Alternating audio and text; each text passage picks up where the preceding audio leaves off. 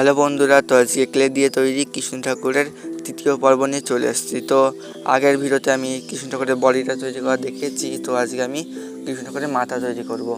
তো কৃষ্ণ ঠাকুরের গায়ের রং হচ্ছে আমি কালো বর্ণে রেখেছি। কৃষ্ণটা কালো বর্ণে রেখে খুব সুন্দর লাগছে। তো যেহেতু ক্লে দিয়ে তৈরি, তাই মাথাটা তৈরি ভালো লাগছে না। তো আমি কৃষ্ণ ঠাকুরের মটকের বদলে পাকড়ি বেঁধে দিচ্ছি।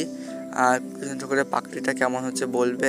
তো আমি এটা সুন্দর করার চেষ্টা করছি। আর তারপরে আমি কৃষ্ণ ঠাকুরের চোখটা মেখে নেবো ফেব্রিক কালার দিয়ে। তো কেমন লাগছে সবাই বলবে, আর তোমরা ভালো হচ্ছে কিনা সেটা কমেন্টে জানিয়ে যাবে।